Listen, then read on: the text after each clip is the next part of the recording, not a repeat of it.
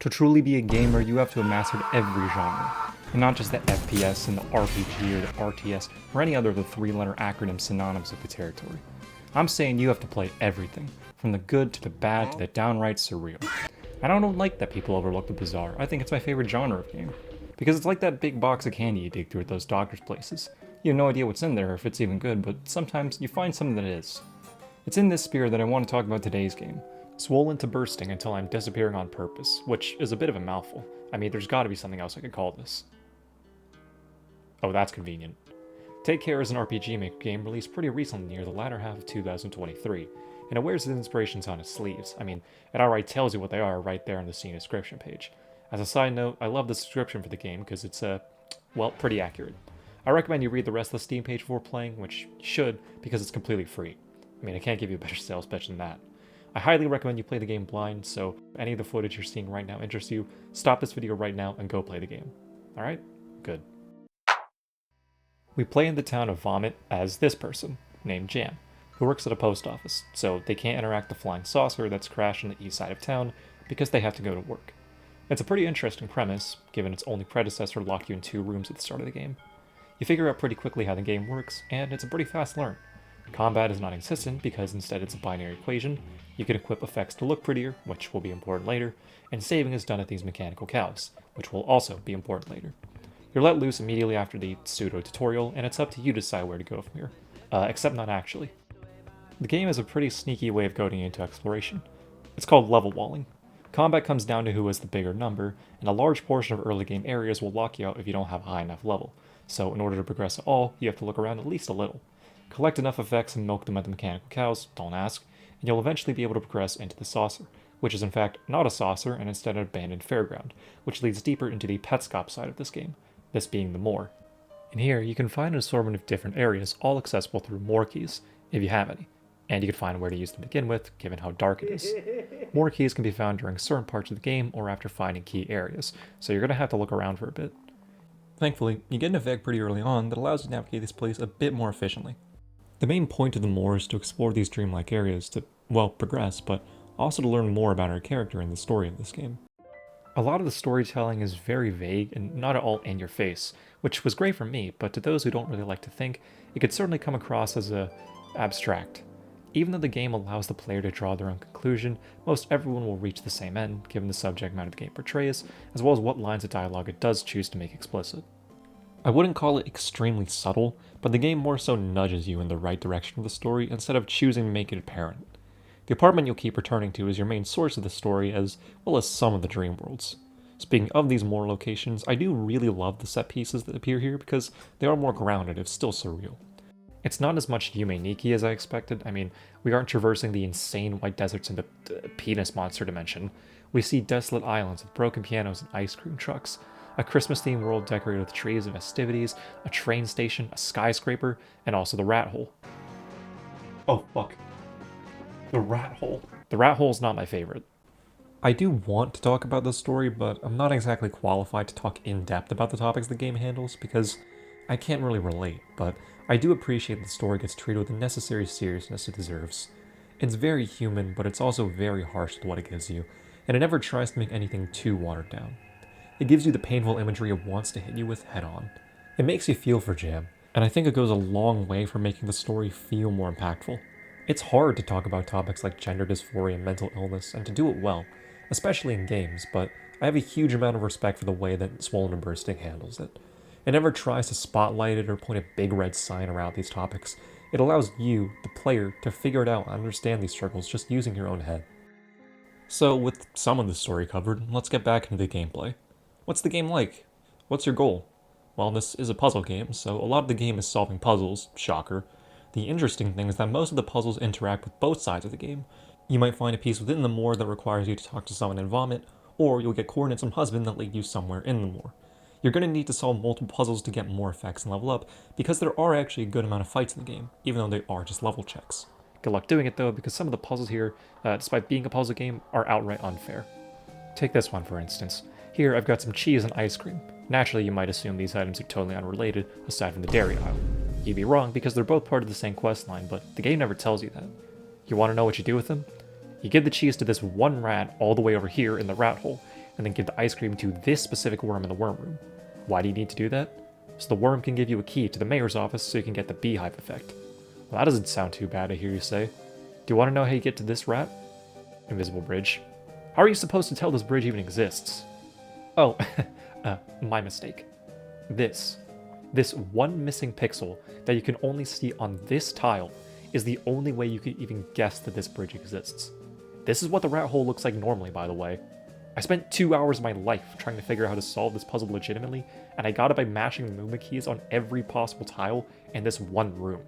That doesn't feel very earned to me. Don't even get me started on how I had to get the ice cream and the cheese in the first place. There's also this piano that's broken when you find it. Obviously, you get an effect from it for playing the right series of notes once it's fixed. Do you want to know what the right series of notes is? Me too.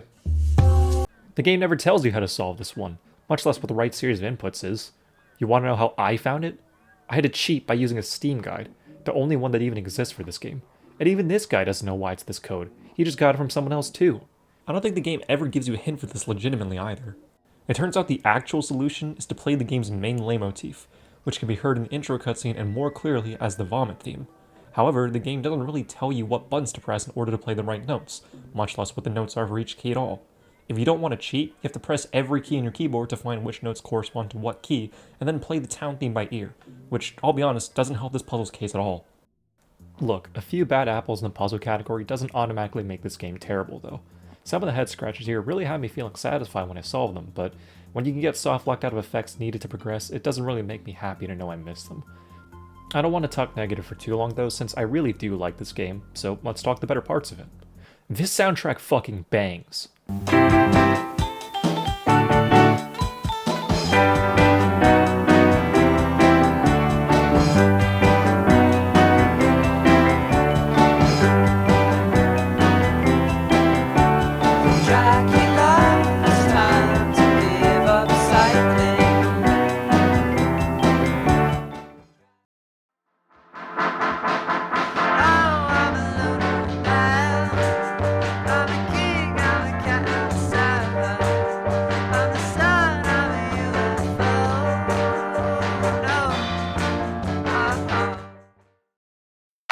I'm not gonna lie to you, if the soundtrack for this game didn't exist, I would not have made this video.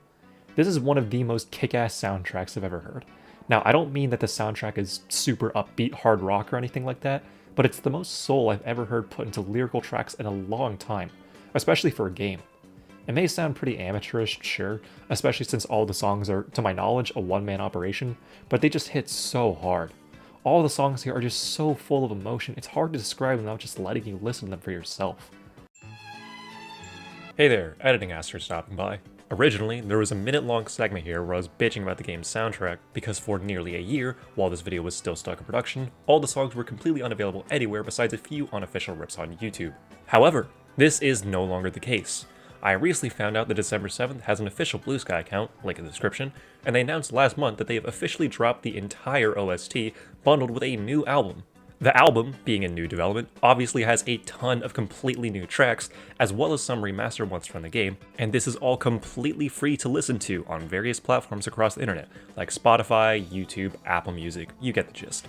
This is truly incredible, because somehow they made these already amazing songs even better.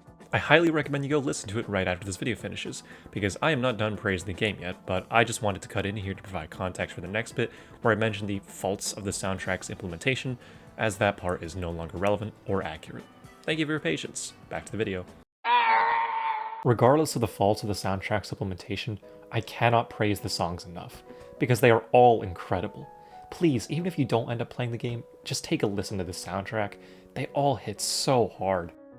I think I've talked about most everything I've wanted to, and I'm starting to run out of things to say, and since this is meant to be a certified Aster mini review, I'm gonna start wrapping things up. I could go on and discuss a bit more, but I think this is the kind of game that you just have to experience to form an opinion on. Again, there is no better price than free, so you really have no excuse for not at least checking it out, especially if you made it this far into the video. Do I think the game is a masterpiece? No. Do I think it's really good? Absolutely. While I don't exactly believe the game is perfect in every way, it doesn't need to be. Take Care does an exceptional job of saying a lot without saying much at all. Story, visuals, and gameplay work hand in hand to deliver an experience that far exceeds that of a typical RPG Maker game. It treads in unique territory while having something special of its own as well. From beginning to end, I was always intrigued by what the game was giving me, even if there were very tangible points of frustration. The finale was the part of the game that caught me the most off guard, and had me thinking about it for days on end, which is the hallmark of a good game, horror especially. If it has you thinking about it despite not actively playing it in a while, that's a good sign it had at least some sort of impact on you. For real though, I do want to praise the game a lot, so I'll just dump my love for it here near the end. I love how well the game presents itself. The 2D graphics on this 3D plane are a really nice contrast, and I love how the buildings and environments are modeled. They just have such a unique charm despite looking like PS1 era blocks. I just really like the way the world looks because of this contrast. Sometimes it can be comforting, other times foreboding, but it gives the game a very unique look that helps it stand out from the sea of other RPG Maker games. The characters also give a lot of charm to the world. Some NPCs are just wacky and bizarre, others have pretty funny one-note pieces of dialogue, and others are jacking off in the cafe bathroom. I didn't really like Kick for the music level they contribute, but I do miss them after they just disappear from the game entirely about an hour in. The puzzles that aren't the piano or the rat hole are also pretty fun to solve. The way you make things happen is really interesting, and require a pretty unconventional thought process to accomplish. I also love the fish dating minigame because of just how bizarre it is. I don't think there's anything funnier in the game than the dialogue here. It's a fun point of brevity from a pretty heavy game. I also like the ending credits for this bit alone. I like the photos here that have this sort of contrast between the 2D sprites of the game and the very realistic real-world environments that are just, the background of the picture. I think they're a fun touch for the credits, and I like how they change depending on whether or not you got the real ending. I love this game despite all of its faults, and I admit I hesitate to criticize it too harshly because of how much passion this game has behind it. It's very clearly a small project made by either one person, or, at max, a small handful of people, and I never think it's right to put down someone who just wants to make something, and these guys did so very earnestly, so major props to Adam C. and anyone else who worked with him. The quality on display here is incredible for the completely free price tag, and I think the game turned out very well. The graphics are charming, the gameplay isn't bad, the characters and humor are very endearing, and the soundtrack just absolutely sells the game for me. The highs of this game far outweigh the lows, and there are very few other games in this category that ever made me feel the way Take Care did. Even though it doesn't have a happy ending, it's one that fits this game so well. Because Take Care isn't just a game, it's a story. A story about life, maybe even someone's real life. Life is messy, and sometimes life can really, really hurt.